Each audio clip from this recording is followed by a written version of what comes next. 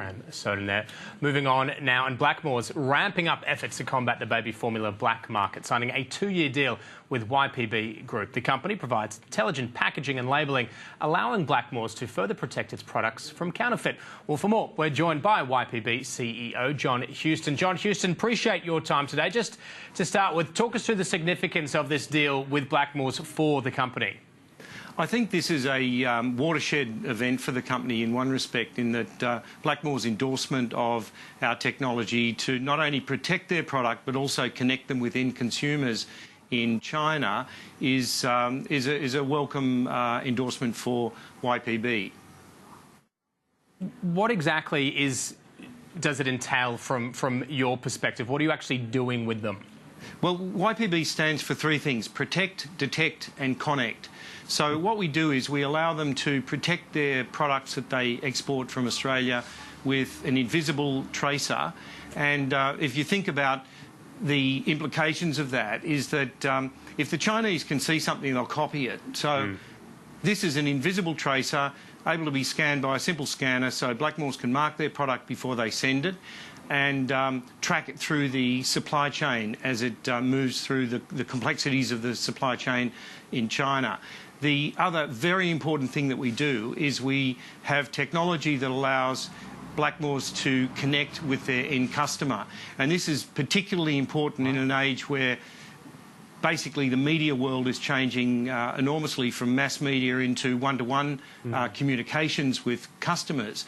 And YPB has a very powerful and easy-to-use solution to allow Blackmores or any other Australian exporter to incorporate this into their packaging before they send the product off to the rapidly growing consumer group in China. So if I can just add to that, is that Australian exporters are finding that their products are very, very attractive to Chinese middle class, and there's about 350 million middle class consumers in China, and basically when they reach for a product on a shelf, they really take into consideration the provenance of that product, and Australian products are resonating very strongly with Chinese customers. So it's very important that exporters and household brands here protect their product and allow solutions to connect with end customers so that they can learn about that customer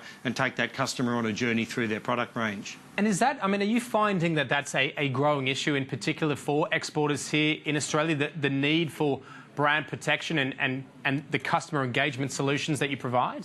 It's absolutely growing.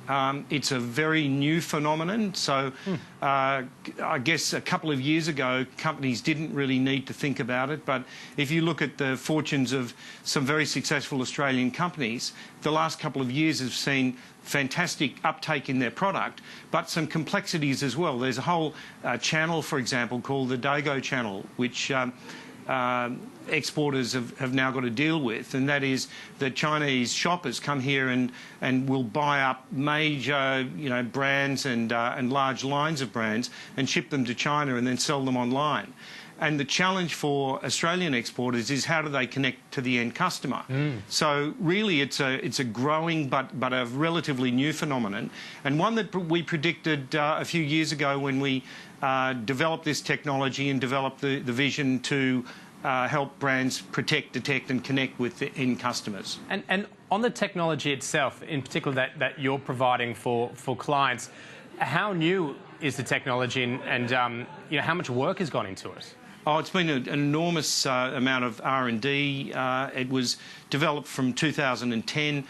We've significantly enhanced the product. We IPO'd the company in 2014 on the Australian Stock Exchange.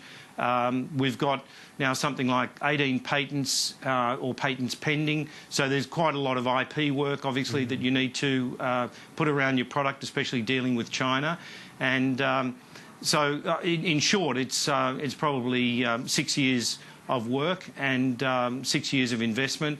And we're now at a stage where our products are extremely relevant to what exporters have to deal with in today's market. And is it a case of your clients, your customers wanting it for all markets that they're going into, that they're exporting into, or is it in particular those where they have concerns over, you know, copyright and patent issues like China, for example?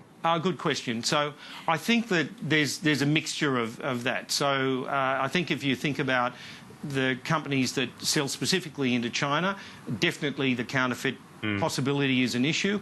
But even for brands selling here locally, the local consumer in the Australian market has changed the way he consumes advertising and consumes marketing.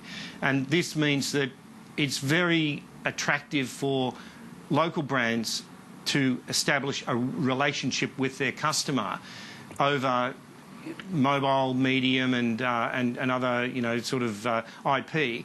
And so I think that it's equally relevant to both local consumption and export consumption. Fantastic. John Houston, appreciate you joining us today. Thank you. Thank you very much.